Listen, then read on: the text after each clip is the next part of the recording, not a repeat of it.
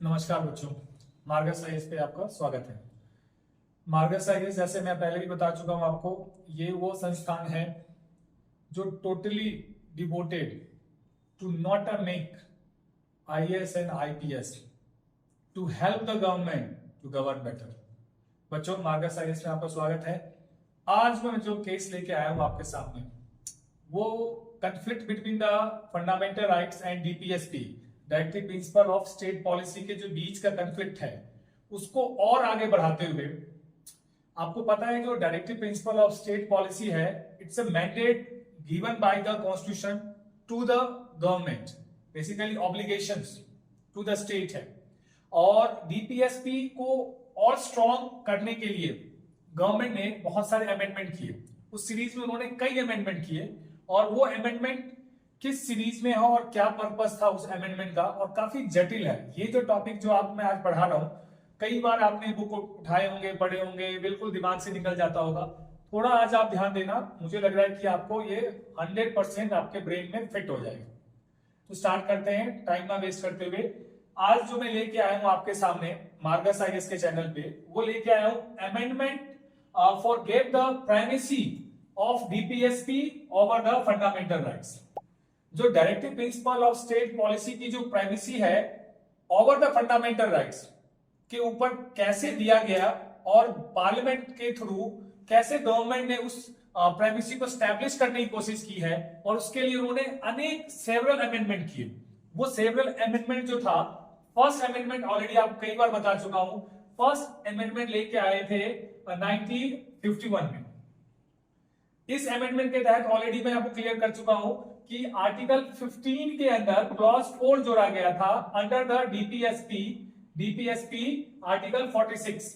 Article 46 कहता है कि वीकर सेक्शन एससी एसटी और इन सब के लिए हम स्पेशल प्रोविजन बना सकते हैं। इस स्पेशल प्रोविजन बनाने के लिए, बिकॉज आर्टिकल जो 15 कहता था हम किसी भी लेवल पे कास्ट, कलर, क्रीड, सेक्स और जेंडर पे हम डिस्क्रिमिनेशन नहीं करेंगे, उसको रूट बनाने के लिए फर्स्ट अमेंडमेंट नेहरू जी लेके आए, और उन्होंने क्लॉज नंबर 4 ऐड कर दिया आर्टिकल 15 में। जो मैंने आपको बताया कि आगे जाके जो रिजर्वेशन का जो अपने यहाँ पे जो प्रोविजन है, वो इसी से जुड़ा हुआ है। आगे उन्होंने डीपीएसपी की जो सुप्रीमेसी को स्टैब्लिश करने के लिए अगेन पार्लियामेंट ने एक और अमेंडमेंट किया।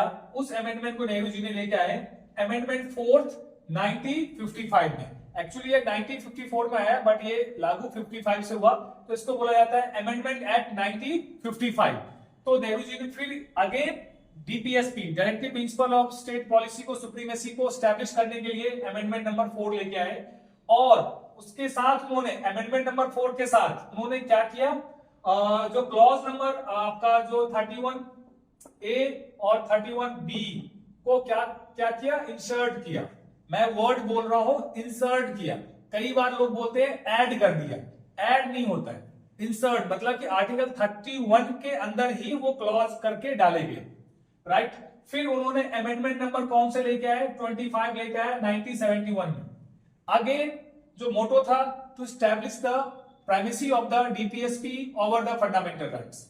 अगेन गवर्नमेंट ने प्राइमेसी ऑफ डीपीएसपी को स्टैब्लिश करने के लिए अमेंडमेंट लेके आए, 25th अमेंडमेंट, जो कि बहुत ही वाइटल है, क्रूशियल है। ये अमेंडमेंट क्या दिया, आर्टिकल 31C दिया हमें। कौन सा दिया, आर्टिकल 31C दिया।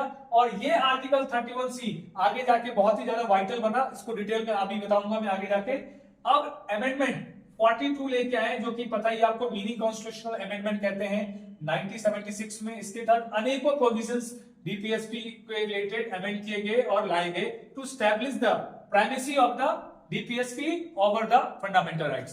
तो ये अनेक सेवरल अमेंडमेंट किए गए to establish the primacy of the DPSP over the fundamental rights.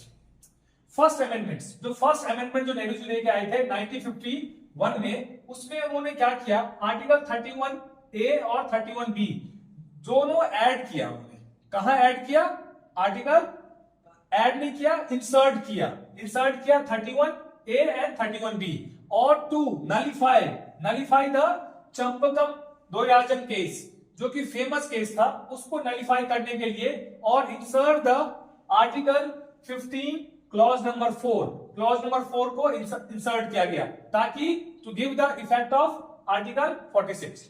Again the fourth amendment gave the primacy of the laws specified in the article 31A से लेके 31E तक. जो 31A में अलग अलग क्लॉजेस बनाए गए बी सी डी ई, इनको प्रेमिसेस देने के लिए, इनको इंपॉर्टेंस देने के लिए ये अमेंडमेंट किया गया आर्टिकल किसके, फोर्थ अमेंडमेंट 1955 में. अगेन बच्चों आगे बढ़ते, सबसे इंपॉर्टेंट देखा जाए तो आर्टिकल 31, जो इस सारे अमेंडमेंट से हमें यह पता लगा कि article 31 give the supremacy to the law whatever the their subject matter so long as they implement the DPSP in article 39B और 39C. 39B कहता है कि सब द कॉमन गुड्स, जो भी नेचुरल रिसोर्सेज है भारत के पास, चाहे कोल है कुछ भी है, जो भी सरकार के पास नेचुरल रिसोर्सेज है वो किस पे खर्च होने चाहिए, सब द कॉमन गुड्स के लिए होना चाहिए. That 39B. 39C कहता है कि हमें कॉन्सेंट्रेशन ऑफ द वेल्थ नहीं होना चाहिए. Mean of concentration of wealth and concentration of wealth should be avoided. हमें, जैसे अब कई बार आपने सुना होगा राहुल गांधी जी बोलते हैं कि अडानी अंबानी, वो ये इशारा करते हैं कि जो आर्टिकल 39C कहता है इंडियन कॉन्स्टिट्यूशन का, जो मैंडेट ऑफ द डीपीएसपी है कि कॉन्सेंट्रेशन ऑफ द वेल्थ नहीं होना चाहिए. तो एक्चुअली जो राहुल जी इसी चीज की तरफ इशारा करते हैं, दैट इज आर्टिकल 39C. इसमें अनेक क्लॉज है, वो हम क्लॉज नहीं, पर ये जो दो क्लॉज है 39B और 39C बहुत वाइटल है. इसके लिए अमेंडमेंट कौन सा किया गया, 25th अमेंडमेंट की गई 1971 में, और एक आर्टिकल जोड़ा गया, that article is known as 31C. 31C article जोड़ा गया through the amendment 25th amendment 1971, और उसमें कैटेगरिकली कहा, गवर्नमेंट बोली कि हम 39B और 39C को इंपैक्ट देने के लिए हम लेजिस्लेट कर सकते हैं on the over the violation of the article 14, article 19 और आर्टिकल 31. उन्होंने कहा कि हम फंडामेंटल राइट्स के जो वो प्रोविजन है, जैसे equality before the law, equal protection of law है, article 19 freedom of the rights है, और 31 जो राइट्स है, ये तीनों फंडामेंटल राइट्स को ओवररूल किया जा सकता है to provide the mandate that mention in article 39B और 39C के तहत. तो एक तरीके से देखा जाए, और उन्होंने ये भी कहा कि इस अमेंडमेंट के थ्रू कि हम कुछ भी करें, हम इससे बियॉन्ड भी जाएं, तो इस पे जुडिशियल रिव्यू नहीं होगा. तो सुप्रीम कोर्ट ने कहा यस ठीक है, हमारे पास क्या है कि डीपीएसपी है. DPSP is a mandate of the constitution है. बेसिकली क्या है, this is a mandate of the constitution है.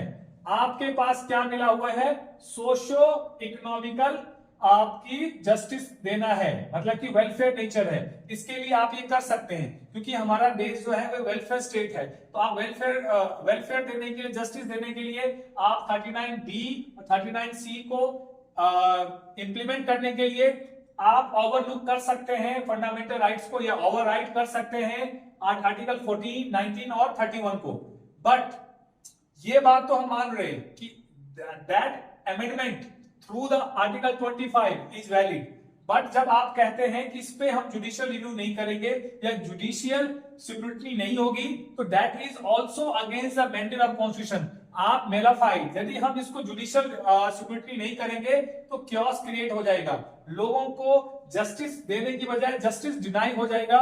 यदि इसमें मेलाफाइड चीजें पाई गई तो उसको हम काउंटर नहीं कर पाएंगे, उसको हम चेक नहीं कर पाएंगे, जिससे जो मैंडेट मिला हुआ है 39B में, 39C में, उसकी भरपाई नहीं हो पाएगी.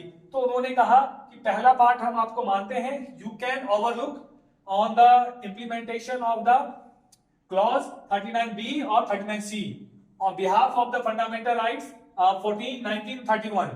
But that second clause कि इस पे जुडिशियल रिव्यू नहीं होगा, जुडिशियल रिव्यू होगा, जुडिशियल स्क्रूटनी इज मस्ट. उन्होंने कहा जुडिशियल स्क्रूटनी होगी, हम उसको स्क्रूटनी करेंगे. यदि हम स्क्रूटनी नहीं करेंगे तो ये क्या हो जाएगा, सोशो इकोनॉमिकल क्योस क्रिएट हो जाएगा। और ये सोशो इकोनॉमिकल क्रॉस जो क्योस है, जो भी पैरामीटर्स हमें इंप्लीमेंट कर रहे हैं 39B 39C 39B क्लॉज और 39C क्लॉज को, तो उसके जो मैंडेट है उसको हम फुलफिल नहीं कर पाएंगे।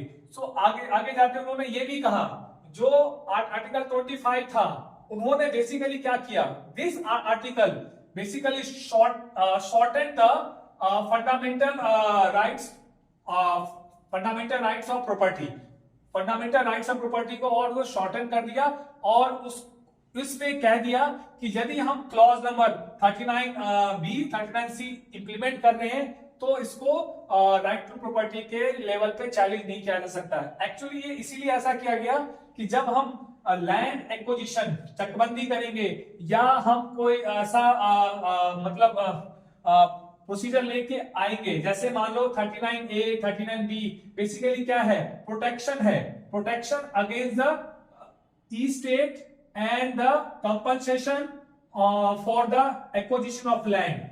जब भी हम लैंड एक्विजिट करेंगे on the base of article 31A 39B, इसको चैलेंज नहीं किया जा सकता, इसकी कंपनसेशन पे क्वेश्चन नहीं उठाए जा सकते। तो इस चीज को प्रोटेक्ट करने के लिए ये आर्टिकल 31A 31B इंसर्ट किया गया था। बच्चों, मुझे लगता है कि आपको ऑलमोस्ट क्लियर हो चुका है। ये जो है amendment 1 for nullify the Champakam horizon case, Amendment 4 insert the article 31A 31B actually 31A clause B to E by the amendment 4th, amendment 25th insert the article 31C और amendment 42 basically related to the DPSP 1976। ये जितने भी मैंने आपको amendment कराए हैं वो all related है to give the primacy of DPSP over the fundamental rights. Thank you बच्चों, मार्गस आइए ज्वाइन करने के लिए बहुत बहुत धन्यवाद।